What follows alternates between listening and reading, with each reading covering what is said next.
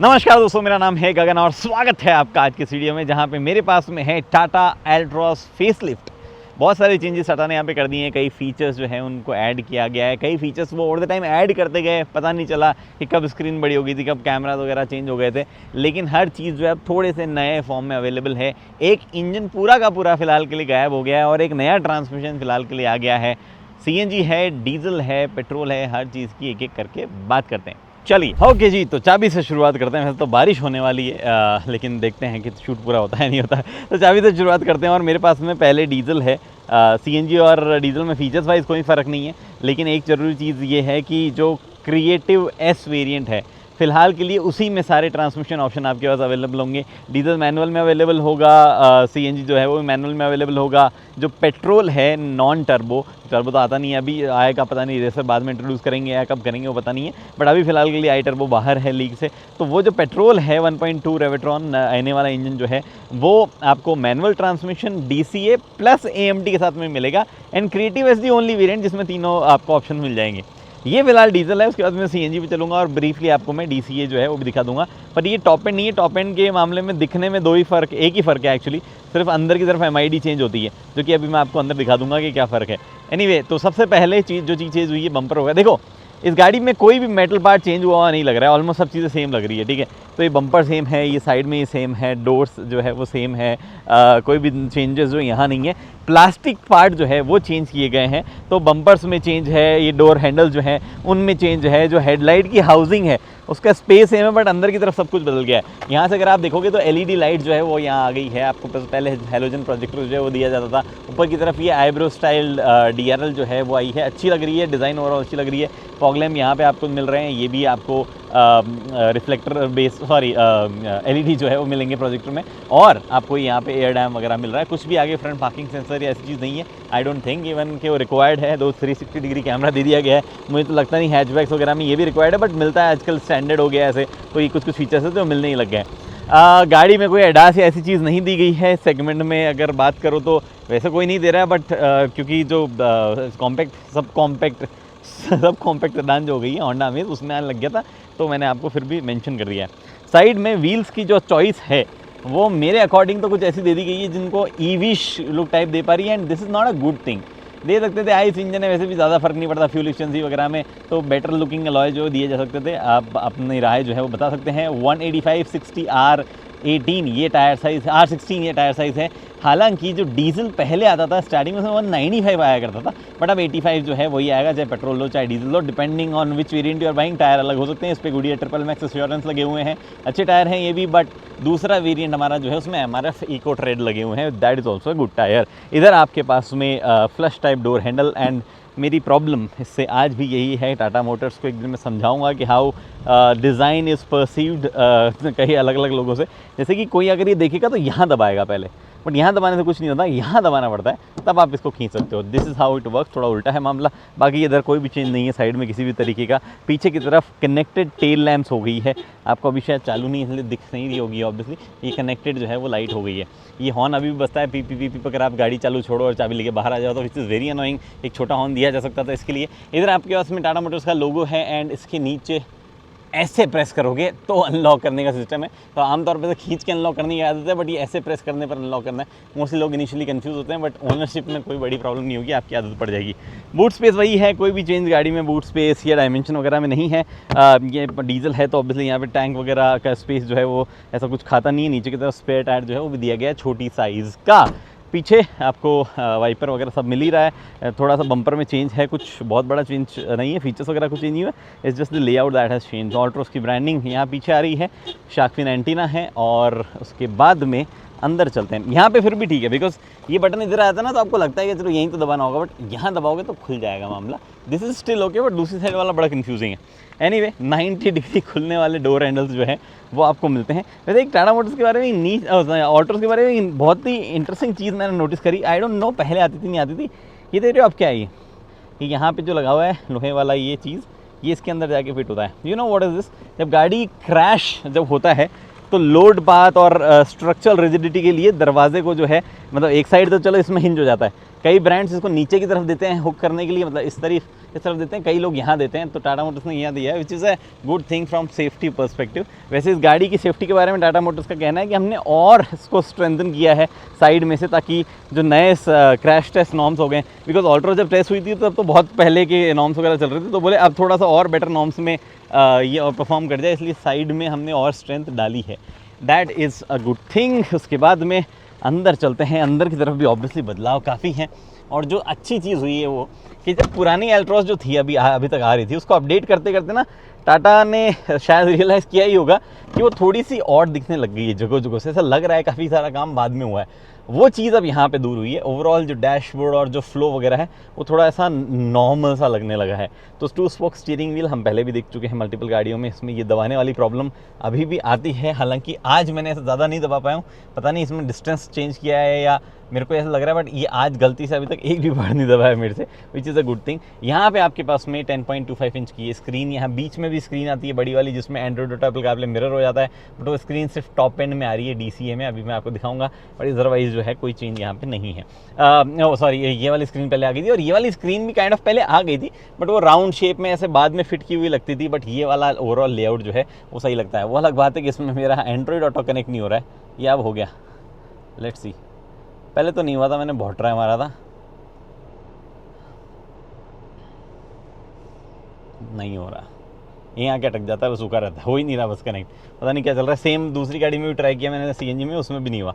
Anyway, तो dashboard वगैरह हर एक चीज़ जो है ऐसा, उसकी बाद में बात नहीं करेंगे। जो 2-4 चीज़ें मुझे लग रहा था करनी चाहिए थी, जैसे कि ये ऑलमोस्ट यूजलेस स्पेस हो जाता है इतना सारा, इसको यहाँ पे बंद करके इसको एक यूजेबल स्पेस बनाया जा सकता था, बट वो नहीं किया गया है। किसी भी तरीके का वन टच अप डाउन नहीं मिलता है आपको ड्राइवर डोर के अलावा, ड्राइवर में आपको वन टच अप डाउन दोनों मिलता है, और उसके अलावा वही पैनल जो पहले थे। एक बढ़िया चीज़ एडिशन जो है वो यहाँ हुआ है, आपको याद है ये जो अनलॉक और लॉक वाला सिस्टम है, ये इसके साथ लिंक्ड था पहले, तो ऐसे ही अंदर की तरफ दब जाता था, बट यहाँ तो चलो कोई दिक्कत नहीं थी, ड्राइवर खोलेगा तो अंडरस्टैंडेबल है, बट उस तरफ ऐसे होता था कि अगर कोई ये खोलता था तो अनलॉक होके गाड़ी खुली जाती थी, तो लॉक अनलॉक का कोई लॉजिक मोस्टली लोगों को नहीं लगता था, ये कंप्लेन थी लोगों की, तो उसको टाटा ने यहाँ पे सॉल्व कर दिया। बोले कि ये लो, हमने आपको जो है एडिशनली एक लीवर दे दिया जिससे अनलॉक लॉक आप जो है कर पाओगे, उसके बाद आपका खुलेगा।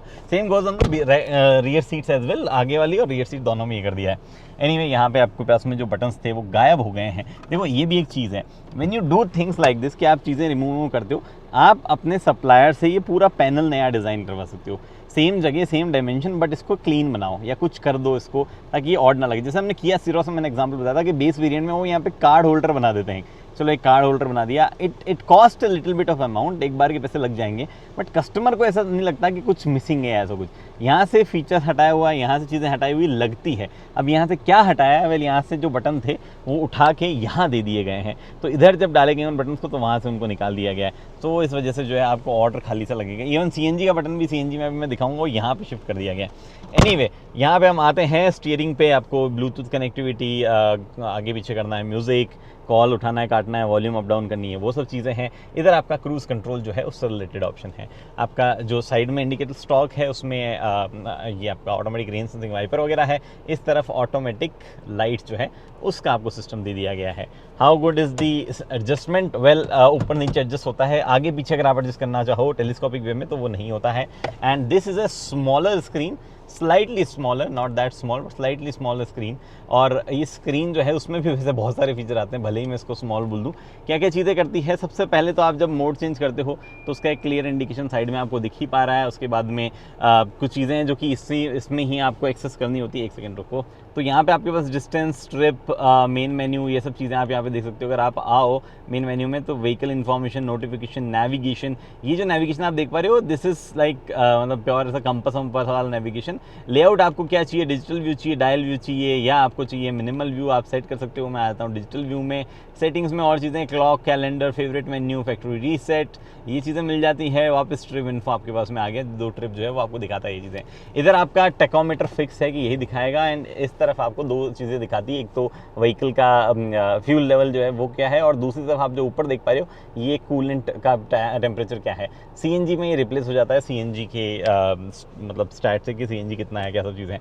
कुछ कुछ और चीज़ें हैं जो कि परमानेंट्स में रहती है, जैसे ओडोमीटर इधर, डिस्टेंस टू एम्प्टी, टाइम और बाहर का एम्बिएंट टेम्परेचर जो है उधर दिखा रहा है। एनीवे ये स्क्रीन है जो कि टाटा मोटर्स की अब कई गाड़ियों में हम देख चुके हैं, and there is nothing new about it जो कि मैं हाईलाइट करूँ ऐसे कि हाँ ये चीज़ नई आई है, ऐसा कुछ बहुत ही अलग से दिखाने वाला।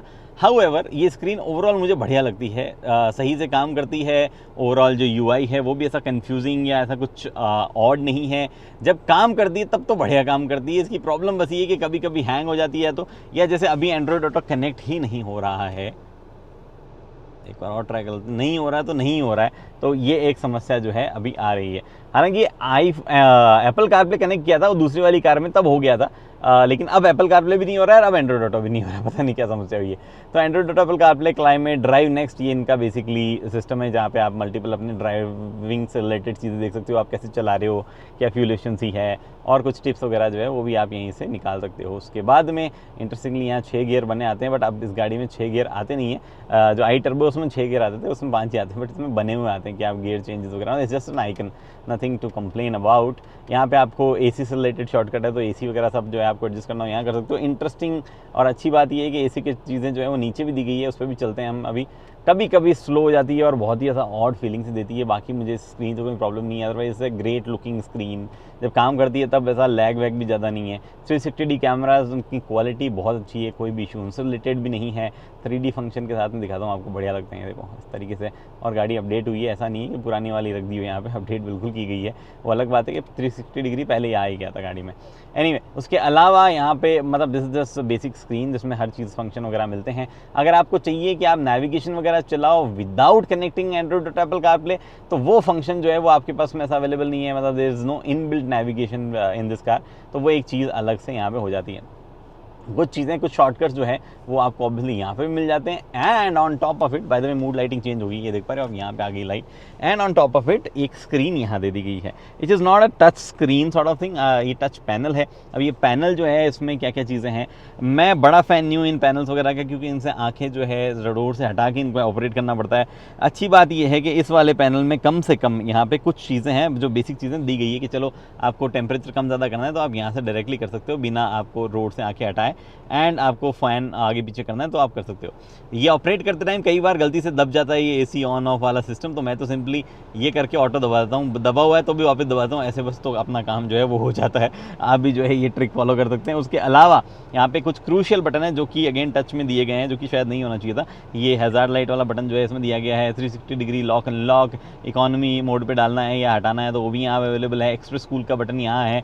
और एक और चीज़ जो है इस पैनल के बारे में मुझे आपको बतानी थी वो ये कि अच्छा चलो ये CNG वाला है नहीं, अदरवाइज CNG इसमें आया था तो वो CNG वाले में जाकर दिखा दूंगा। तो ये इन्फॉर्मेशन यहाँ पे है। और इधर नीचे देखोगे आप तो 65 वॉट का टाइप सी चार्जिंग दिया गया। भाई ये क्या ही कंपटीशन चल रहा है मैन्युफैक्चरर्स के बीच में कि भर भर के चार्जिंग देंगे, क्या चार्ज करोगे 65 में। लैपटॉप वगैरह मैकबुक वगैरह चार्ज करने के लिए ईजी होता है, तो वो एक अच्छी चीज़ है।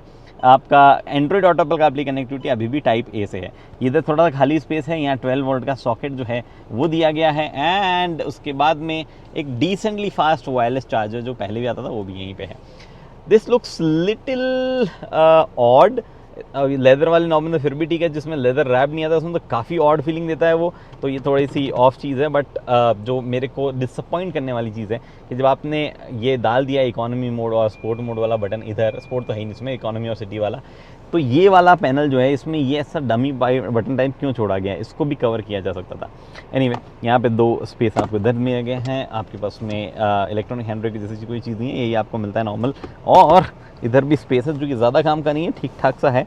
And this legit looks very flimsy type of, टूट के से बाहर नहीं आएगा। It just it doesn't feel that great in terms of movement और ऐसा ऑपरेशन जो है उसमें बढ़िया फील नहीं होता है। एनीवे यहाँ गैप देख पा रहे हो, भयंकर बड़ा गैप अभी भी काबिज है। नीचे की तरफ बड़ा स्पेस खुलता है तब तो बड़ा खुलता है, ऊपर स्पेस लैपटॉप का अलग से दिया हुआ है आपको, तो आप रखना चाहो तो रख सकते हो। And then there are certain pockets here. Good touch कुछ भी उसके अलावा है नहीं जो बताना हो। ऊपर की तरफ LED लाइट दी गई है, सनरूफ दी गई है। भाई बच्चे सुखाने के और काम में आप इसको ले सकते हो। पूरा पीछे खुलती है, चलती गाड़ी में से बाहर ना निकलें, अगर आप निकल रहे हैं तो ये बेवकूफ़ी है और इससे ज़्यादा तमीज़ से मैं इस बात को बोल नहीं सकता हूँ। यहाँ पे आपके पास में लाइट कुछ भी नहीं है, तो ये जो आपकी लाइट होगी इधर वाली, इसी को आप यूज़ करना है। जो गज़ब बात है वो ये कि इधर वाली लाइट को अगर आपको ऑपरेट करना हो तो आपको ये एक ही लाइट मिलती है, इसी को चलाना है। तो ये थोड़े नेक्स्ट लेवल की कॉस्ट कटिंग होंगी। आई रिमेंबर i20 में भी एक ही, मतलब यही लाइट आती है, दो आती है वाली, यहाँ नहीं आती है, बट एटलीस्ट यहाँ तो मतलब अलग तो दी जा सकती थी, बिकॉज ये लाइट यहाँ पे बिल्कुल भी कुछ खास लाइट नहीं फेंकती है। तो आप या आपकी महिला मित्र या आपकी वाइफ अगर उधर बैठे और उनको देखनी हो अपनी शक्ल, तो वो बोलेंगे एक तो ये मिरर छोटा है, ऊपर से ये लाइट सही से नहीं गिरती है। एनीवे, इस तरफ आपको कोई मिरर या कुछ नहीं मिलता है, एंड ऑब्वियसली ये एक्सटेंड भी नहीं होते हैं, ये यहीं पे रहते हैं। उसके अलावा कुछ भी नहीं है जो मुझे हाईलाइट करना हो। सीट्स जो है उनकी अपहोल्स्ट्री, उनका फैब्रिक जो है चेंज हुआ है, एंड दिस कंफर्टेबल, कोई भी चुभती उपती नहीं है, नॉट लेदरेट, और मुझे लेदरेट से ज़्यादा ये वाले चीज़ पसंद है। तो ये वैसे ही आता है, वो अलग बात है कि थोड़ा मेंटेन करके रखना, अदरवाइज गंदी हो सकती है, बट आई लाइक इट, कोई भी इशू ऐसा सच नहीं है। एक पर्सनल ओपिनियन है मेरा, इस सीट का कलर और ये जो कलर है ये मैच कर रहा है, कोई दिक्कत नहीं है। हाउएवर, बिकॉज ये कलर एज पे आता है तो it just looks little odd जब आप इसको और इसको एक साथ देखते हो। मतलब इंसान ऐसे बैठ रहता है ना, तो ये और ये दिखता है, ये दिखता नहीं है। इसको अगर यहाँ तक स्ट्रेच कर दिया जाता है इस वाले कलर को, तो थोड़ा बेटर फील जो है वो शायद आती। जैसे ये वाला यहाँ तक स्ट्रेच हुआ ना, तो यहाँ तक स्ट्रेच होता है, ये बीच वाला पार्ट अलग रह जाता है। एनीवे, बट अब तो जो डिज़ाइन हो गया वो हो गया। उसके अलावा यहाँ पे आपको इलेक्ट्रोक्रोमिक मिरर नहीं मिलता है, this is still miss, I believe ये दे देना चाहिए था। उसके अलावा कोई भी सीट में ऐसे इलेक्ट्रिक कंट्रोल नहीं है। मैं पर्सनली मैनुअल सीट्स जो है उनका फ़ैन हूँ, तो मेरे लिए तो कोई दिक्कत वाली बात भी नहीं है, बट कई लोगों को ऐसा फीचर्स वगैरह में लगता है कि भाई इलेक्ट्रिक सीट जो है वो होनी चाहिए आज के टाइम पे। वेंटिलेटेड चलो दे देते तो मैं भी फिर भी शायद बुरा नहीं मानता, बट ये इलेक्ट्रिक ना दे के मैकेनिकल दिया है, मैं तो खुश हूँ, इसमें कोई दिक्कत नहीं है। एयरबैग यहाँ आते हैं 6 एयरबैग, ऑब्वियसली गाड़ी में स्टैंडर्ड है, कोई भी वेरिएंट आप ले लो। पीछे की तरफ सीट में क्या स्पेस है, कोई बदलाव तो नहीं है, बट फिर भी एक बार बता देता हूँ कि यहाँ पे 65 वाट का चार्जर जो है वो दे दिया गया है। एक ही चार्जर है टाइप सी, बट आया है, एंड AC वेंट पीछे आते ही हैं। 90 डिग्री खुलते हैं, और 90 डिग्री का यहाँ फिर भी फ़ायदा ऐसा लगता है कि कुछ है। आगे वाले तो 90 डिग्री खुले ना खुले कुछ खास फर्क नहीं पड़ता है, क्योंकि अच्छा इंग्रेस एग्रेस है। यहाँ पे ये स्कूप किया गया है, और नीचे की तरफ स्पेस है। थाई सपोर्ट भी एक्चुअली अच्छा है, जिस तरीके से दिया गया थाई सपोर्ट इज़ गुड। ऊपर की तरफ 5 फुट 8 इंच का मैं हूँ, 5 फुट 8 इंच की आगे वाली सीट उस हिसाब से सेट है।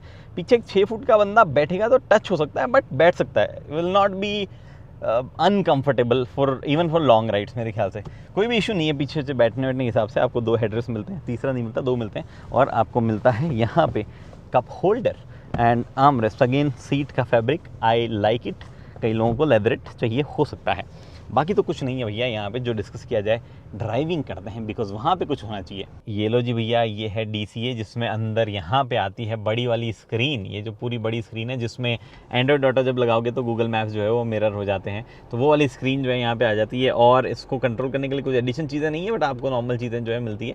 फंक्शन सारे वही है जो आपको उस रेगुलर वाले मिलते हैं, it's just screen is little different, looks more premium, वो वाली चीज़ है। बाय द वे DCA में पैडल शिफ्टर जो है वो भी आएंगे, और DCA में आपको मतलब ये वाला इस तरीके का इलेक्ट्रॉनिक शिफ्टर जो है वो भी मिलेगा। तो उसमें कोई ऐसा अलग चीज़ नहीं है जो कि मुझे बतानी हो। ओके, तो स्टार्ट CNG से करते हैं हम। और CNG में सबसे पहले बूट स्पेस जो है वो आपके पास में डिसेंट आता है। ये एक छोटा चेक इन बैग है, मतलब वो बैग जो कि आप कैबिन में नहीं ले जा सकते हो, बट चेक इन के मामले में सबसे छोटा जो आता है वो है।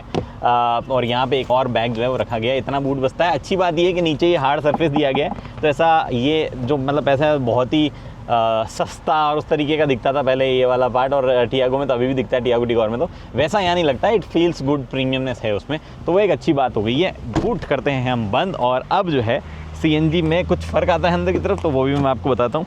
ये स्टिकर वैसे दोनों जगह आता है कि फायर एक्सटिंग्विशर लगा हुआ है, बट फायर एक्सटिंग्विशर जो है वो सिर्फ CNG में आपको ये नीचे देखने को मिलेगा। And on top of it, यहाँ पे जो बटन था CNG का वो यहाँ शिफ्ट हो गया है, दिख रहा है आपको CNG ये यहाँ लिखा हुआ है, तो ये बटन जो है वो यहाँ पे आ गया है।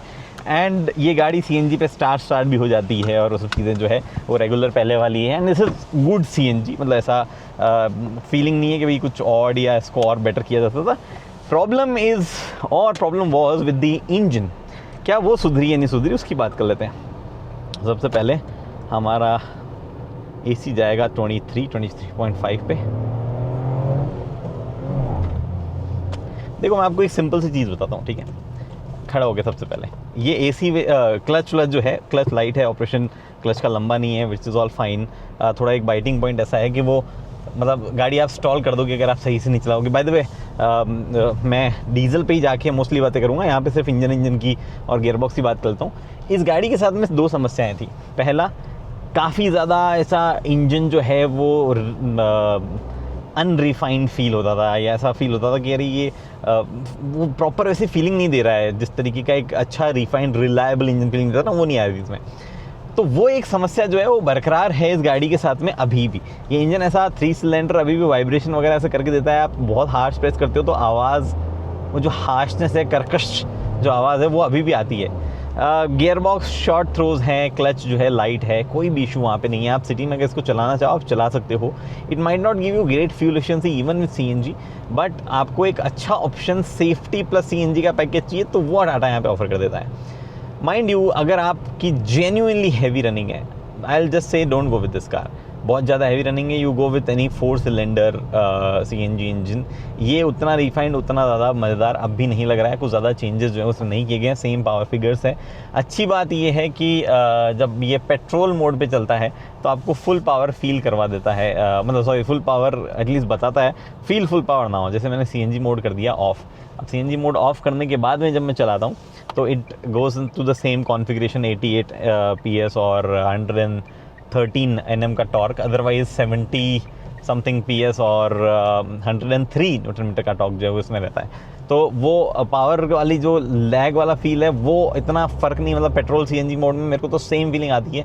ऑन पेपर जो है वो अलग है, हो सकता है हाईवे पे ओवरटेक करते टाइम पे थोड़ा बहुत डिफरेंस फील हो जाए, बट उसके अलावा कहीं पे भी ऐसा डिफरेंस मेजर फील नहीं होता है।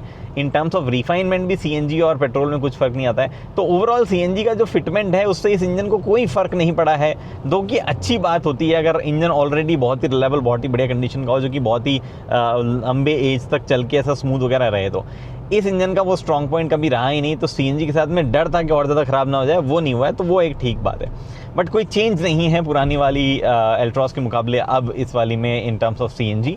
ना ही कोई एएमटी का एडिशन है, ना ही कोई अपना जो कहते हैं ना डीसीए वीसी, तो चलो वो तो वैसे भी नहीं उम्मीद थी मुझे आने की, तो वो भी इसमें नहीं है। तो CNG you can only by with manual transmission. अच्छी बात ये है कि कोई भी वेरिएंट उठा लो आपको उसमें वो मिल जाएगा। वैसे टाटा का ये टाटा की वेरिएंट जो है वो लॉन्च के टाइम पे डिस्कस करना ज़्यादा समझदारी की बात भी नहीं है, बिकॉज वो इतने ज़्यादा फ्रीक्वेंटली चेंज करते हैं तो वो अलग है। बाय द वे, इस गाड़ी में टायर जो लगे हैं उसकी प्रॉब्लम है या आई डोंट नो कुछ और है, मतलब मुझे टायर की लग रही है मोस्टली, कुछ मैन्युफैक्चरिंग डिफेक्ट।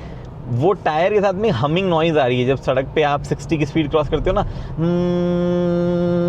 ऐसी आवाज़ आती है लगातार। 60 से नीचे नहीं आ रही है या नोटिस नहीं कर पा रहा हूँ, इतनी कम आ रही है, बट उससे ऊपर तो लगातार हमिंग नॉइज़ और एक हल्का वाइब्रेशन फील होता है। It is exactly how my Tata Punch EV behaves जब उसका वो गर्मी में फ़ैन चालू होता है, जिसकी वजह से वो बैटरी कूलिंग वगैरह कर पाती है। एग्जैक्ट सेम टाइम की वाइब्रेशन है, बट थोड़ी सी ज़्यादा इंटेंस फ्रीक्वेंसी वाली आवाज़ जो है वो इसके टायर में से आ रही है। It can be a manufacturing defect, so हम वो जो है एक बार बेनिफिट ऑफ डाउट जो है इस गाड़ी को दे देते हैं। मैंने पहले दूसरी वाले रोड पे ट्राई किया था, फिर इस पर ट्राई किया, फिर एक नीचे वाली जो रोड अभी जिस पे चला रहा था उस पर भी ट्राई किया, और जैसे ही आप 60-65 क्रॉस करते हो, जो मैंने अभी यहाँ पे किया, and that sound start coming. आपको नहीं आएगी शायद कैमरा पे, but I can feel it on the accelerator pedal and I can hear it. चलो ये बात हो गई, अब चलते हैं वापस अपने डीजल वाले में और उसमें ही बाकी की बातें करते हैं। हाँ जी, तो डीज़ल जो है उसकी बात करते हैं। देखो डीज़ल में कोई चेंज नहीं है इन टर्म्स ऑफ मतलब एक्चुअली कोई चेंज नहीं है डीज़ल की अगर बात करें ना, तो वही सब कुछ पहले जैसा ही है। आपका 120 PS 200 newton metre torque, manual transmission, कोई भी उसमें चेंज नहीं है, ना ही कोई ओवरऑल फील चलाने वलाने में कुछ बदली है। डिसेंट वेट है, क्लच में थोड़ा लंबा थ्रो है तो वो थोड़ा सा प्रॉब्लमेटिक हो सकता है आपके लिए, बट बाइटिंग पॉइंट ऐसा जर्क वाला नहीं है, वो अच्छी बात है। फ़िलहाल तो नहीं है, एटलीस्ट नई गाड़ी में तो। और साथ ही में गाड़ी से रिलेटेड बाकी चीज़ें जो है उसकी भी बात कर लेते हैं। एर्गोनॉमिक्स पहले वाले जैसे हैं, कुछ और नहीं है, थोड़ा सा ये हल्का हल्का ऐसा फील होता है, बट मोस्टली मेरा को ऐसा परेशान करने लायक चुभ नहीं रहा है कहीं पे। और विजिबिलिटी वाइज जो है पहले जैसी की जैसी ये गाड़ी, कुछ भी चेंज वहाँ पे नहीं है। आई वुड स्टिल से पहाड़ों में अगर आप चलाओगे तो आपको ये मोटा ए पिलर जो है वो परेशान करेगा। देयर आर कॉमेंट्स मेरी पिछली वीडियो में जिसने बोला है कि ये सेफ्टी के लिए होता है ऐसा, इसका सेफ्टी से कोई लेना देना नहीं है। इसकी इस तरीके की मोटाई जो है यहाँ पे ये चपटा और मोटा जो किया गया, इसका सेफ्टी से कोई लेना देना नहीं है। देयर आर कार्स जिसका और पतला है पर वो इससे ज़्यादा पॉइंट निकाल के ले आएगी अगर आप कहीं क्रैश करवाओगे तो। On top of it Tata tried solving it little bit, जिसमें उन्होंने यहाँ पे एक गैप दिया, बट ये गैप भी जो है ड्राइवर सीट से नहीं दिखता है, तो it is a total design failure. उनको इस तरीके से देखोगे तब जाके तो काम का होता है वो। उसके ऊपर सोने का सुहागा कि ये इतना बड़ा ओवरव्यू खिंच गया है, मतलब कांच यहाँ है लेकिन ये इतना बड़ा गैप जो है बीच में अलग से दे दिया जाता है। एनी विच वे उस पर ज़्यादा कमेंट नहीं करते हैं, अदरवाइज आप फिर तो बोल दोगे कि तेरे को प्रॉब्लम क्या है टाटा से। तो आगे चलते हैं, विजिबिलिटी के बियॉन्ड क्या क्या चीज़ें हैं। ये गाड़ी स्टेबिलिटी वगैरह के मामले में पहले भी सही थी, इन टर्म्स ऑफ सस्पेंशन अच्छी है, बढ़िया सस्पेंशन है एक्चुअली, कोई भी इशू नहीं है इंडियन गड्ढों के हिसाब से। हाँ, चलाते टाइम पे थोड़ा सा आपको it's not like very highly predictable drive, अगर आप फास्ट और वैसा राइड चाहिए कि हाँ भाई मतलब ऐसा फीलिंग आ रही हो। एक सेकंड रुको, मैं राइड की बात करते टाइम पे सॉरी हैंडलिंग की बात करते हुए ट्रैफिक पे खड़ा हूँ, रुको रोड पे चलते हैं। एनीवे, तो स्टेबिलिटी वगैरह जो है वो गाड़ी की अच्छी है and dynamics is also nice. मतलब मैं ऐसा नहीं बोलूँगा बहुत बढ़िया स्टीयरिंग में वेट ये वो, नहीं ऐसा नहीं है। It's not a Polo level, definitely not a Polo level. In fact at times i20 feels more predictable और ऐसा करेक्ट फील होती है, दो उसका स्टीयरिंग जो है वो ज़्यादा लाइट रहता है मोस्टली ऐसे हाईवे स्पीड्स वगैरह पे। बट यहाँ पे वो चिपक के चलने वाली फीलिंग और बाकी चीज़ें जो है ज़्यादा बेटर है इन कंपैरिजन टू i20 और बलेनो, जो कि अभी अवेलेबल है। पोलो तो अब अवेलेबल नहीं है, रिप पोलो तो वो तो अवेलेबल नहीं है, तो उसकी क्या बात करें। आती तो भाई साहब क्या मस्त गाड़ी थी वो। तो बात ये है कि इट्स जस्ट फाइन, आपको कभी भी हाई स्पीड करते टाइम पे भी कॉन्फिडेंस आपका लूज़ नहीं होगा, जो कि आई थिंक एक ज़्यादा इंपॉर्टेंट फैक्टर है ओवरऑल कई लोगों के लिए। उनको ऐसा कर्व्स और स्टीयरिंग का इनपुट फीडबैक ज़्यादा चाहिए भी नहीं होता है, उनके अकॉर्डिंग स्टेबिलिटी मतलब मजबूत फीलिंग हो, चलते टाइम पे स्टेबल फीलिंग हो वाली बात है। इंडिकेटर जो है उसके स्टॉक आज तक टाटा से नज़दीक नहीं आए हैं। I don't understand after multiple repeated feedbacks कुछ चीज़ें कैसे सही नहीं हो सकती है, कैसे ये अब भी दिख सकते हैं आपको, कैसे आप ये वेंडर से सही नहीं करवा सकते हो। हाउ कम आज तक ऑलमोस्ट सारी गाड़ियों के साथ में आपके ये इंडिकेटर स्टॉक जो है वो दूर है, एक सर्टेन डिस्टेंस से दूर है। मेरा एवरेज साइज़ है, थोड़ा लंबा ही मान लो, मैं फिर भी जो है पहली बार जब मैं गाड़ी में बैठता हूँ, मेरी पंच में जितनी बार बैठता हूँ मैं ये महसूस करता हूँ कि इंडिकेटर स्टॉक दूर है, रेगुलर गाड़ियों की पोजीशन से दूर है। And it is not about that I have driven any Hyundai और कोरियन कार बिफोर। मारुति चलाई है हमने, फोर्ड चलाई है पहले, मैंने Volkswagen चलाई है, सारी गाड़ियों में क्यों वो सही साइज़ पे होता है ऑलमोस्ट, क्यों मुझे टाटा की गाड़ियों में बैठते वक्त फील होता है कि थोड़ा सा दूर नज़र आ रहा है। तो ये and these feedbacks have been given in 2021, 22, 23, 24, 25 आ गया है। कैसे चेंज नहीं हो सकता है, मुझे समझ में नहीं आया। खैर, एक जनरेशन पूरी निकलेगी, इंजीनियर्स की तो शायद कुछ फ़र्क पड़ जाए, क्योंकि गाड़ियों की जनरेशन से तो फ़र्क नहीं पड़ रहा है। फिलहाल तो यही है। बाकी क्या बात रही, engine gear box smooth, fuel efficiency decent दे देता है। अगर आप प्यार से चलाओगे, do not go beyond 90, it will return 20+ fuel efficiency. बढ़िया फ्यूल एफिशिएंसी इस डीजल की सबसे बढ़िया बात यही है, प्यार चलाओगे तो बहुत बढ़िया फ्यूल एफिशिएंसी देता है। प्लस आई नो पीपल जिन्होंने 1-1.5 लाख किलोमीटर चला लिया इस डीजल को, और अगर आप हार्श नहीं चलाते हो तो ये इंजन रिलायबल भी है। आपकी डिपेंड करता है आपकी चलाने की हैबिट कैसी है उसके हिसाब से, बट हार्श नहीं चलाओगे तो रिलायबल भी है, और ऐसा कोई बड़ा इसमें जो है फ्लॉ वगैरह भी नहीं निकल के आया है। तो वो चीज़ें हैं। उसके अलावा तो ऐसा कुछ चीज़ मेरे ख्याल से बची नहीं। आई वुड एक्सपेक्ट कि टाटा जो है इस डीजल के साथ में एक AMT दे दे और ये थोड़ा ज़्यादा लॉजिकल हो जाए। AMT जो कि अच्छा ट्यून किया हुआ हो। भाई वो बंदा ब्लाइंड स्पॉट में चल रहा है, मुझे ये नहीं होता तो दिखता भी नहीं, वो वहाँ पे बंदा ब्लाइंड स्पॉट में जा रहा है। वो अलग बात है, मैं शोल्डर चेक करता तो दिख जाता, but do not hang around blind spot. छोटी गाड़ी हो चाहे बड़ी गाड़ी हो, बड़ी गाड़ी में स्पेशली मत करो, ट्रक व्रक में, या फिर ये ट्रक जो कि टाटा ही ऑन करता है चलिए एनीवे, वो वाला ट्रक भी टाटा का होगा भाई, ट्रक कमर्शियल व्हीकल में तो टॉप है ये। एनीवे, तो एयरपोर्ट जाने के लिए नीचे से लेंगे ना। तो ये बातें हैं भाई साहब। एक और एल्ट्रॉस खड़ी है, उसके अलॉयज कितने सुंदर लगते थे यार।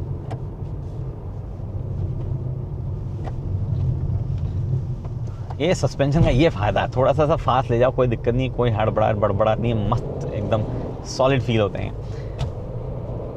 ये बात है। AC वैसे भी बढ़िया काम कर रहा है, कोई ऐसा इशू AC से रिलेटेड भी मैंने फेस नहीं किया। पीछे भी डिसेंट है और आगे भी बढ़िया है। मोड्स वगैरह 2 दिए गए हैं। There is a different feel to different mode, थोड़ा सा फ़र्क नज़र आता है।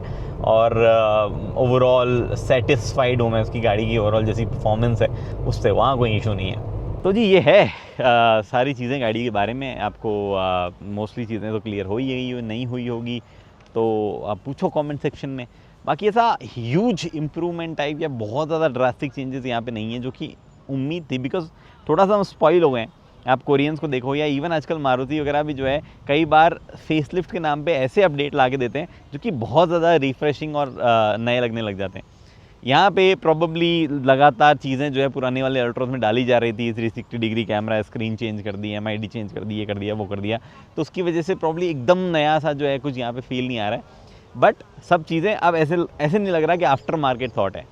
अपनी कमियां गाड़ी की जो है वो अभी भी बरकरार है, उस पर कोई खास चेंज जो है वो नहीं लाया गया है, और जो स्ट्रॉन्ग पॉइंट है उनको थोड़ा सा और स्ट्रॉन्ग जो है यहाँ कर दिया गया है। फिलहाल वीडियो में इतना ही, उम्मीद करता हूँ वीडियो पसंद आई है। पसंद लाइक शेयर सब्सक्राइब आप कर सकते हो। अगले वीडियो को दोस्तों हेलमेट पहनिए, सीट बेल्ट पहनिए, भले ही आपकी गाड़ी 5 स्टार रेटेड हो।